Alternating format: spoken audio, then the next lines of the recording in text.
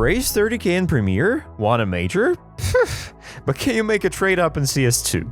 Skinverse is on the line, and today we're gonna make you a trade professor. We'll show you all the magical functions of changing your junk skins into gold, what skins to use, how to predict which item you'll get, and how to make the most profit. Are you ready for a glow up? As with any powerful magic, transforming the inventory comes with its risks and rewards. First, let's figure out the rules of the TRADEUPS alchemy. That's how not to screw up 101 for you Silver 1 skin alchemists out there. 1. You must use exactly 10 skins of the same quality rarity. So far it's pretty easy. 2. The outcome will always be one skin of the next higher rarity. I know, it already sounds like you're gonna regret afterwards. 3. The result will come from one of the collections used in the trade-up. No, you can't trade up to a Tesla, I've tried.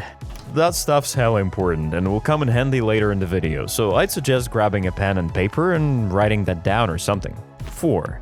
Stat track items can only be traded up with other stat track items. 5. You can't use souvenir items. 6. You can't use vanilla skins. 7. You can't use covered or contraband skins.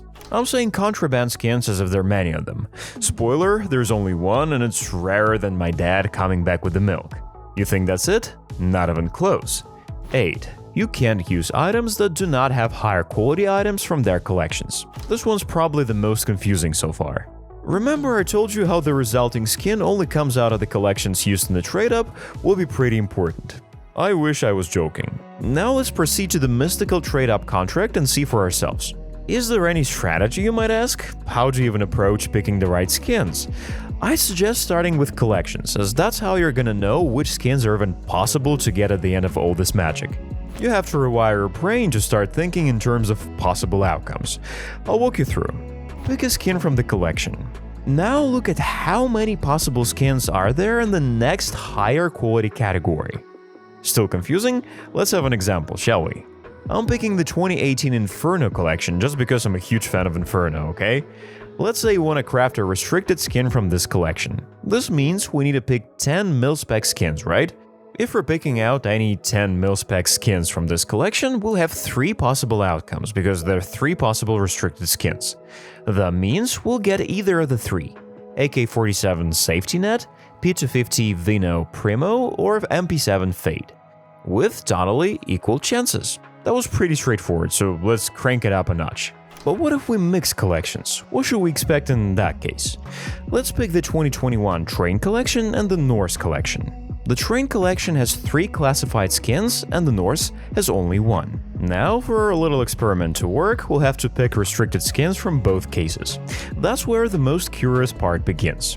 What's gonna happen if we pick an equal amount of input weapons? 5 input restricted Train skins and 5 input restricted Norse skins. We're gonna have 5 times 3 possible Train outcomes and 5 times 1 possible Norse outcomes. Total 15 plus 5 equals 20 possibilities. And what are the chances of getting these skins?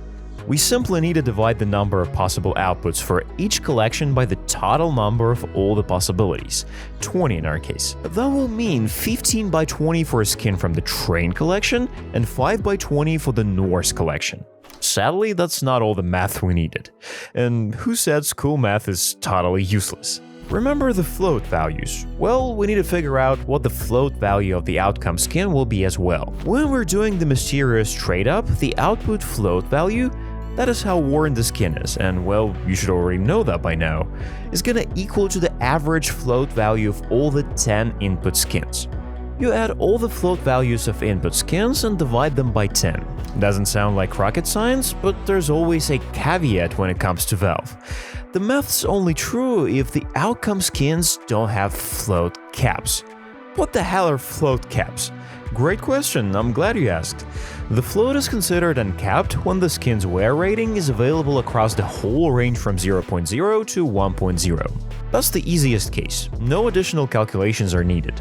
But some skins are built differently, having a maximum float cap, a minimum float cap, or capped at both sides at once.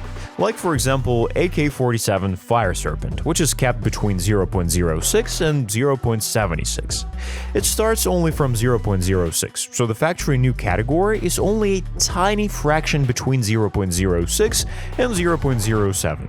And there's no skin within 0.0 and 0.06 range. You won't get a perfectly immaculate, unscratched AK at all. Or sawed-off analog input is kept between 0 and 0.62. You won't be getting really scratched ones, they simply don't exist. If you still have a confused face, you might want to check out our guide with all the float signs. Okay, now let's try to get a factory new outcome skin. The default factory new range is from 0.0 to 0.07. Let's memorize that. Now let's take a look at USPS print stream. It has a maximum float cap ranging from 0.0 to 0.85. That means it has a float range of 0.85. So our calculation to get a factory new one is to divide the default max value factory new range 0.07 by 0.85. This way, 0.07 divided by 0.85 equals to approximately 0.082. What does it all mean? It's actually somewhat good news. In order to get a factory new USPS print stream, you'd only need your input average to be under 0.082. And for the final math madness, when there are caps at two sides. For example, Desert Eagle Crimson Web. The skin is capped from 0.06 to 0.8. Now, why would you do something like that to us, Valve? Anyway, the first step in our insane calculations will be to subtract the minimum float cap from the max default value of the given range. For the factory new one, as I said earlier, it's 0.07. So 0.07 minus 0.06 equals to 0.01. Okay, thanks. Now let's figure out the float range of our weapon. 0.8 minus 0.06 equals to 0.74. And the final sauce is to divide the first number 0.01 by the float range 0.74, which will give us around 0.0135. Not a good look at all. That means to get a factory new Desert Eagle Crimson Web, we would need our 10 input weapon skins to average a float under 0.0135. Oh, that's tough. Oh my god, that was a lot. I hope it helped a little, but I can't leave you like that without any sort of life hack or closing thoughts of wisdom. Let's take a look once again at the whole process and focus on what I said was the most important point: the collections and the number of outcomes for a specific rarity. If you paid attention, you might have noticed it gives us a pretty cool insight.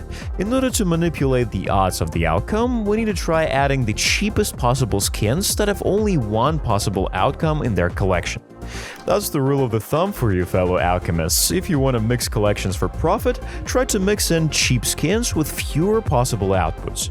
Those are sort of filler skins to make your trade up cheaper. Usually if the skins are cheap, their possible outcomes are also cheap. So if you want those more expensive inputs to work, you'd need those filler skins to skew the odds in your favor. So I'd suggest familiarizing yourself with collections, and if you need any advice, you can for example start exploring Italy, Safe House or Lake collections, as they are all cheap and have only one restricted weapon, so they'd be pretty good filler options if you ever want to trade up to a restricted weapon.